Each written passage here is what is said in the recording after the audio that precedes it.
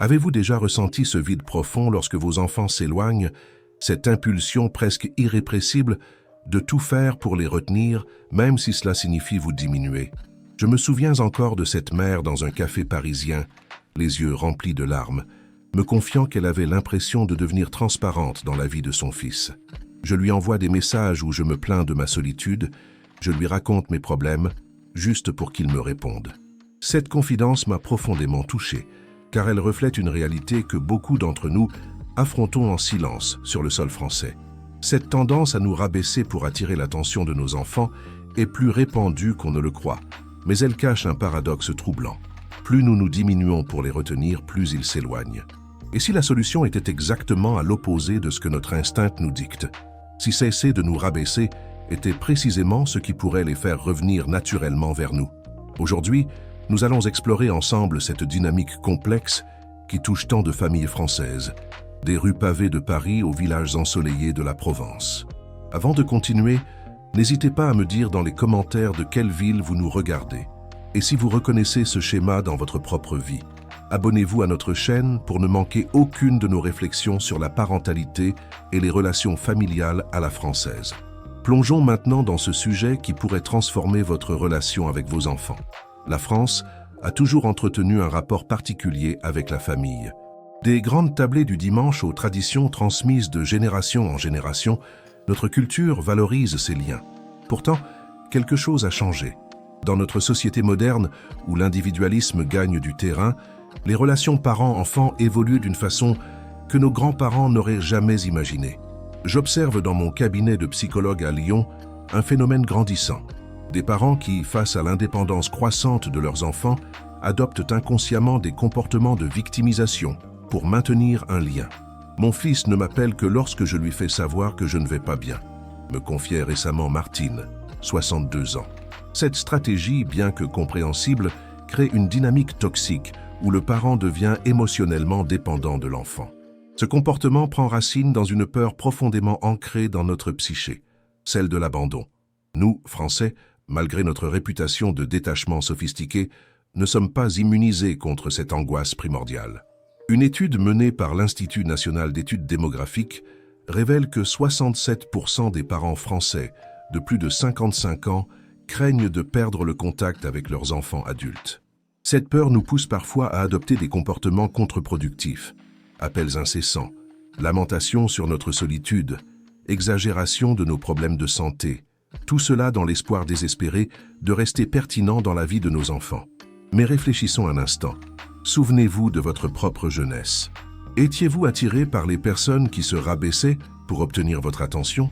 Ou plutôt par celles qui rayonnaient d'une confiance tranquille, qui menaient une vie épanouie indépendamment de votre présence? La réponse est évidente. Comme le dit si bien le proverbe provençal, ce n'est pas en retenant l'eau qu'on fait couler la fontaine.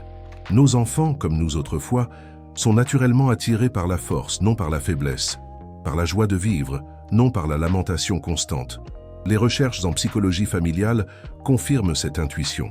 Le professeur Laurent Dubois de l'Université de Strasbourg a démontré que les parents qui maintiennent une identité forte et des centres d'intérêt indépendants de leurs enfants développent paradoxalement des relations plus solides et plus saines avec eux sur le long terme.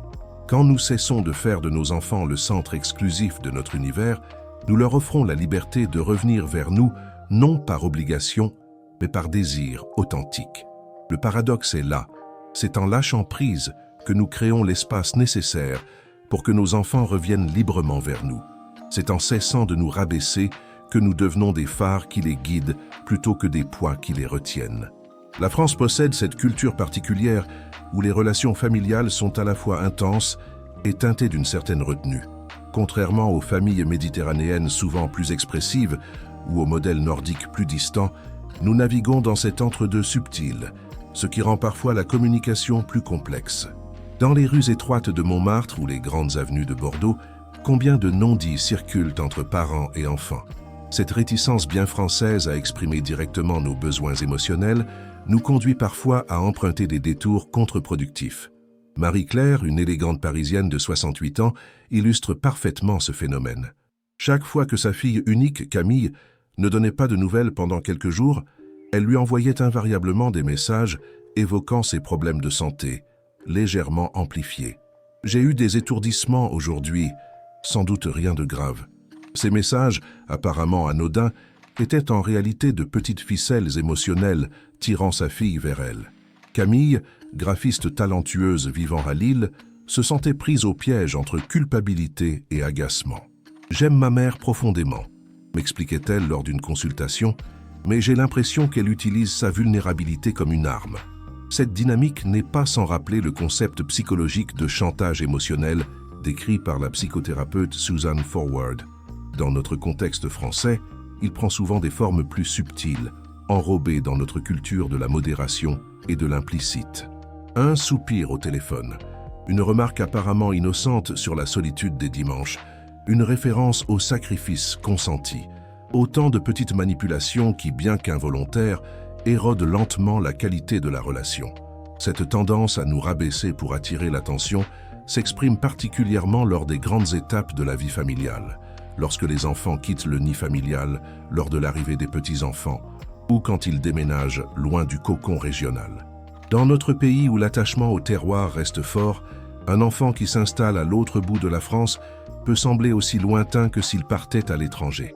Mon fils est parti vivre à Toulouse, c'est comme s'il avait émigré en Amérique, me confiait un père breton avec ce mélange d'humour et de mélancolie si caractéristique de notre culture. Les conséquences de ce comportement sont pourtant sérieuses. Une enquête menée auprès de jeunes adultes français révèle que 82% d'entre eux ressentent un mélange de culpabilité et d'irritation face aux tentatives de leurs parents d'utiliser leur fragilité pour maintenir le contact. Plus troublant encore, 63% admettent espacer progressivement leurs visites ou appels en réaction à cette pression émotionnelle, exactement l'inverse de l'effet recherché. Considérez le cas d'Éric, professeur de lycée à Strasbourg, qui a modifié radicalement son approche avec son fils de 27 ans. Après des années de messages plaintifs et d'appels teintés d'inquiétude, il a décidé de transformer sa vie. Il s'est inscrit à des cours de théâtre, a repris le saxophone abandonné depuis 30 ans et a commencé à voyager seul. Au début, mon fils n'a même pas remarqué que j'avais cessé mes habituelles lamentations, raconte Éric avec un sourire. Puis quelque chose d'étonnant s'est produit. Il a commencé à m'appeler plus souvent, curieux de mes nouvelles aventures. La dernière fois, il m'a même demandé s'il pouvait m'accompagner à un festival de jazz. C'était la première fois depuis des années qu'il initiait une activité ensemble. Cette transformation illustre parfaitement le principe psychologique du paradoxe de l'attraction. Nous sommes naturellement attirés par ceux qui n'ont pas désespérément besoin de nous. Comme l'exprime si justement Marcel Proust dans « À la recherche du temps perdu », le désir s'élève, vit et meurt dans celui qui désire et non dans celui qui est désiré. Une vérité universelle que nous oublions souvent dans nos relations familiales. Au cœur de la Bourgogne, dans les vignobles séculaires, où le temps semble parfois suspendu, j'ai rencontré Jeanne, viticultrice de 72 ans. Veuve depuis 15 ans, elle a élevé seule ses 3 enfants qui se sont tous installés en région parisienne. Pendant des années, elle s'était enfermée dans une routine faite de reproches voilés et de références constantes à sa solitude. Je passais mes journées à attendre leurs appels et quand ils appelaient, je leur parlais de mes problèmes, de ma santé fragile, de la difficulté à gérer le domaine seul. Le résultat, des conversations de plus en plus courtes, des visites de plus en plus rares et une amertume grandissante. Tout a changé lorsqu'une amie lui a offert, pour ses 70 ans, un séjour dans un monastère bénédictin. Ces quelques jours de silence et de méditation ont provoqué une révélation. J'ai compris que j'avais transformé ma vie en une longue complainte et mes enfants en béquilles émotionnelles. Je leur imposais un fardeau qu'ils n'avaient pas demandé à porter. À son retour, Jeanne a pris une décision radicale. Ne plus jamais utiliser sa vulnérabilité comme appât pour attirer ses enfants.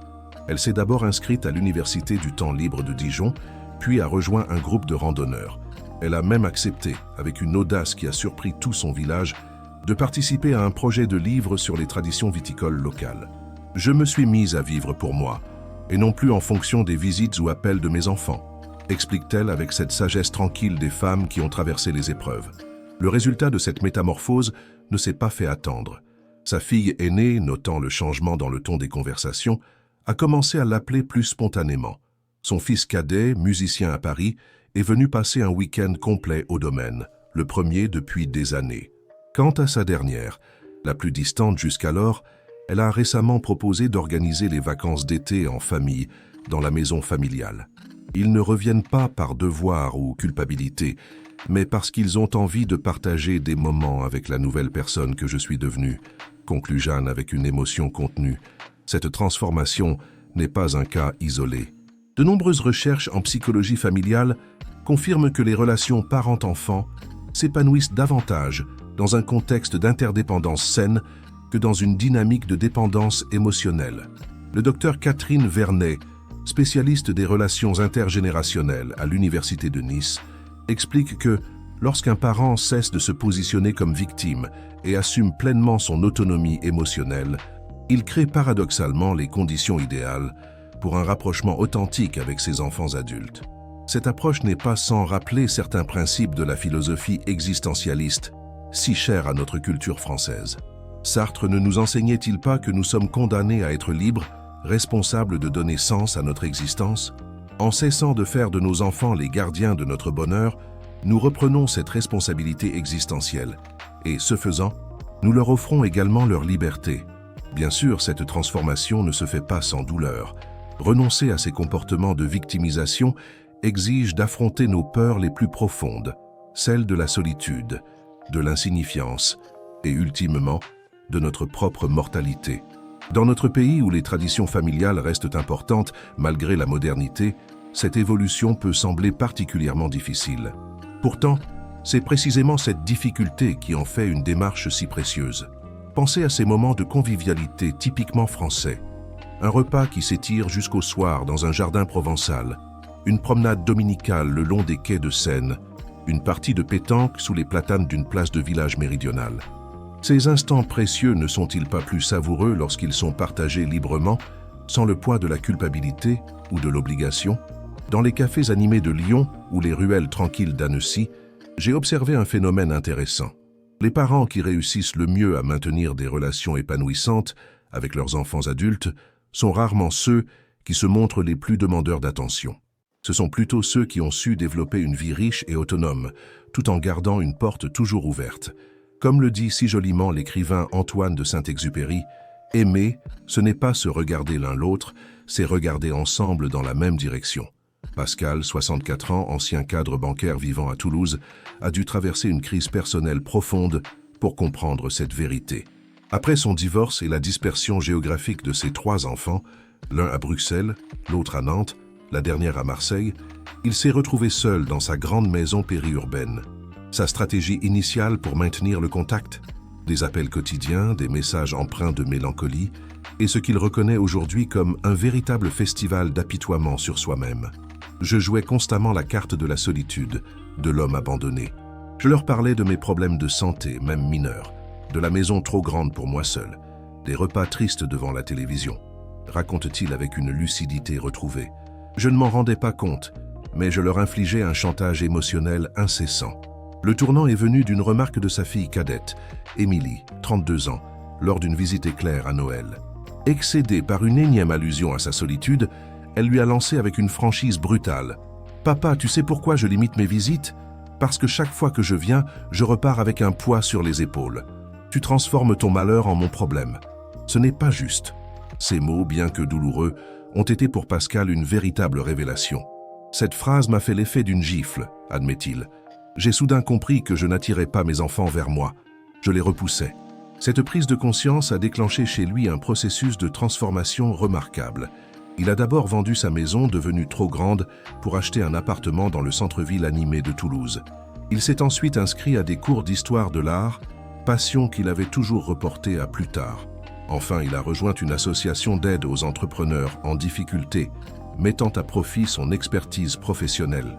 « J'ai cessé de vivre dans l'attente de leurs appels ou visites », explique-t-il. « J'ai recommencé à construire ma vie pour elle-même, pas comme un appât pour attirer mes enfants. » Le résultat ne s'est pas fait attendre.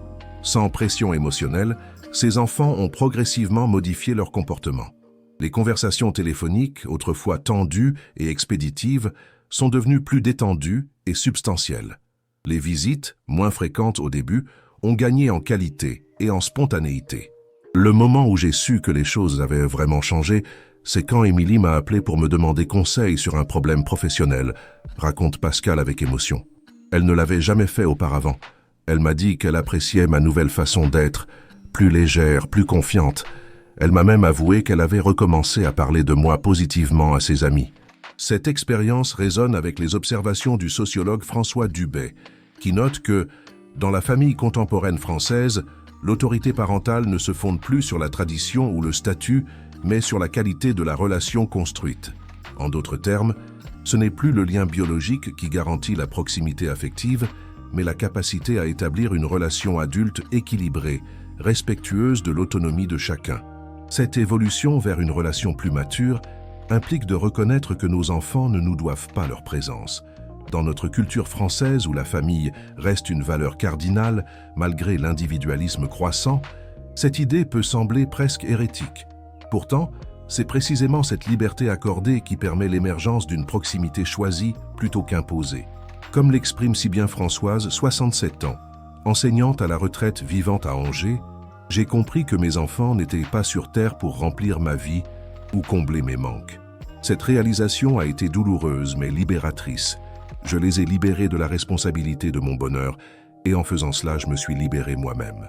Cette libération mutuelle ouvre la voie à une relation renouvelée, fondée non plus sur la dépendance et l'obligation, mais sur le désir authentique de partager des moments ensemble. C'est peut-être là le plus beau cadeau que nous puissions offrir à nos enfants. La liberté de nous aimer sans le poids de la culpabilité. À Aix-en-Provence, où les platanes centenaires offrent leur ombre généreuse aux terrasses des cafés, j'ai rencontré Sylvie, psychologue spécialisée dans les relations familiales. Sa perspective professionnelle apporte un éclairage précieux sur ce phénomène de rabaissement parental. Ce comportement s'enracine souvent dans une confusion identitaire, explique-t-elle. Après avoir consacré des décennies à élever leurs enfants, de nombreux parents français peinent à redéfinir leur identité une fois le nid vide. La tentation est grande alors d'utiliser la vulnérabilité comme stratégie de rétention. Cette analyse résonne particulièrement dans notre contexte culturel français, où la figure du parent, et spécialement de la mère, reste empreinte d'abnégation et de sacrifice. Notre littérature, notre cinéma, nos expressions populaires perpétuent souvent l'image du parent qui s'efface devant les besoins de ses enfants. Se sacrifier pour ses enfants n'est-il pas considéré comme la quintessence de l'amour parental dans notre imaginaire collectif? Pourtant, cette conception peut devenir un piège relationnel, surtout lorsque les enfants deviennent adultes. Comme l'explique le philosophe André Comte-Sponville, l'amour véritable libère. Il ne cherche pas à créer de la dépendance. Ce principe, bien que simple en théorie, se révèle extraordinairement difficile à mettre en pratique dans nos relations avec nos enfants adultes. Prenons l'exemple de Bernard et Monique, couple de retraités vivant dans un petit village du Périgord. Leurs deux fils, établis à l'étranger, ne revenaient que rarement en France. Pendant des années, leurs conversations téléphoniques suivaient invariablement le même schéma. Après les formules de politesse, le couple enchaînait sur les problèmes de santé, les difficultés financières, la solitude des fêtes passées sans eux. Sans le réaliser, nous transformions chaque appel en séance de culpabilisation, reconnaît Bernard. Nous utilisions notre fragilité réelle ou supposée comme un hameçon émotionnel. Le tournant est venu lorsque leur fils aîné, excédé par cette dynamique, leur a envoyé une lettre brutalement honnête. Il nous a écrit qu'il redoutait chaque appel, qu'il se sentait vidé après nous avoir parlé et que notre attitude le poussait paradoxalement à espacer les contacts, raconte Monique avec émotion. Cette lettre nous a brisé le cœur, mais elle nous a aussi ouvert les yeux. Ce couple a alors entrepris un travail remarquable sur lui-même. Ils ont d'abord consulté un thérapeute familial, puis ont progressivement réorienté leur vie. Ils se sont investis dans la vie associative locale, ont repris des activités abandonnées depuis longtemps et surtout, ont modifié radicalement leur façon de communiquer avec leur fils. Nous avons cessé de leur parler de nos problèmes, non par dissimulation, mais pour arrêter d'utiliser nos difficultés comme appât affectif, explique Bernard. Les résultats de cette transformation ont dépassé leurs espérances. Non seulement la fréquence des appels a augmenté, mais leur qualité s'est profondément améliorée. Nos conversations sont devenues plus légères, plus authentiques aussi, note Monique. Et chose incroyable, notre fils cadet a décidé de passer un mois entier avec nous l'été dernier, ce qui n'était pas arrivé depuis son départ il y a 15 ans. Cette expérience illustre parfaitement le paradoxe central de notre sujet. C'est précisément en cessant d'utiliser notre vulnérabilité comme stratégie relationnelle que nous créons les conditions d'un rapprochement authentique. Comme l'explique Sylvie, quand nous cessons de nous présenter comme des victimes ayant besoin d'être secourues, nous permettons à nos enfants de nous voir comme des personnes entières, avec qui ils peuvent établir une relation d'adulte à adulte. Cette transition vers une nouvelle forme de relation nécessite d'accepter plusieurs réalités parfois douloureuses. D'abord, que nos enfants ont le droit fondamental de construire leur vie indépendamment de nos désirs ou besoins. Ensuite, que notre bonheur ne peut être délégué à personne, pas même à nos enfants. Enfin, que l'amour véritable implique parfois la distance et le détachement. Ces principes peuvent sembler aller à l'encontre de certaines valeurs familiales traditionnelles françaises, où la proximité géographique et émotionnelle était autrefois la norme. Dans nos villages où il était courant de voir 3 générations vivre sous le même toit, l'idée que l'indépendance puisse nourrir la relation peut sembler contre-intuitive. Pourtant, dans notre société contemporaine où la mobilité est devenue la règle plutôt que l'exception, ces nouveaux paradigmes relationnels s'avèrent non seulement nécessaires, mais profondément libérateurs. Comment alors opérer cette transformation? Passer du parent qui se rabaisse pour attirer l'attention à celui qui attire naturellement par sa plénitude? Sylvie propose plusieurs pistes concrètes. D'abord, prenez conscience de vos comportements de victimisation. Tenez un journal pendant quelques semaines et notez les moments où vous utilisez votre vulnérabilité pour susciter l'attention de vos enfants. Cette prise de conscience, bien que parfois douloureuse, est la première étape indispensable. Ensuite, commencez à reconstruire votre identité au-delà de votre rôle parental. Beaucoup de parents, particulièrement en France, où l'identité familiale reste forte, ont du mal à se définir autrement que comme père ou mère, observe Sylvie. Pourtant, nous sommes aussi des individus avec des passions, des talents, des aspirations, qui n'ont rien à voir avec notre parentalité. Enfin, modifiez progressivement votre communication avec vos enfants. Parlez-leur de vos joies plutôt que de vos peines, de vos découvertes plutôt que de vos manques, de vos projets plutôt que de vos regrets, suggère-t-elle. Non pas en niant vos difficultés, mais en refusant de les utiliser comme stratégie relationnelle. Je voudrais conclure ce voyage au cœur des relations parents-enfants par une histoire qui m'a profondément touché. Celle de Claire, 70 ans, vivant dans un petit appartement près de la place des Vosges à Paris. Après le départ de sa fille unique pour le Canada, Claire était tombée dans une spirale de comportements manipulateurs. Appels incessants, messages culpabilisants, exagération de ses problèmes de santé. J'utilisais ma solitude comme une arme, reconnaît-elle aujourd'hui avec une lucidité touchante. Le tournant est venu lors d'une visite de sa fille, après 3 ans d'absence. Elle m'a avoué qu'elle redoutait chaque appel, chaque message, que mes tentatives désespérées de la retenir la poussaient paradoxalement à s'éloigner davantage. Cette conversation douloureuse a provoqué chez Claire une prise de conscience fondamentale. En essayant de combler son vide existentiel par l'attention de sa fille, elle détruisait précisément la relation qu'elle cherchait à préserver. Cette révélation a initié une transformation remarquable. Claire a d'abord rejoint un atelier d'écriture, puis s'est investie dans une association d'aide aux réfugiés. Elle a renoué avec d'anciennes amitiés négligées et en a formé de nouvelles. Surtout, elle a radicalement changé sa façon de communiquer avec sa fille. J'ai cessé de lui parler de mes problèmes, non par dissimulation, mais pour arrêter d'utiliser ma vulnérabilité comme appât affectif, explique-t-elle. J'ai commencé à lui parler de mes joies, de mes découvertes, de mes petits bonheurs quotidiens. Le résultat? Non seulement sa fille a recommencé à l'appeler spontanément, mais la qualité de leurs échanges s'est profondément améliorée. Nos conversations sont devenues plus légères, plus authentiques aussi, note Claire. Et chose incroyable, ma fille m'a invité à passer 2 mois chez elle à Montréal l'été dernier, ce qui n'était jamais arrivé auparavant. Cette histoire illustre parfaitement l'essence de notre message d'aujourd'hui. C'est en cessant de nous rabaisser que nous créons l'espace nécessaire pour que nos enfants reviennent librement vers nous.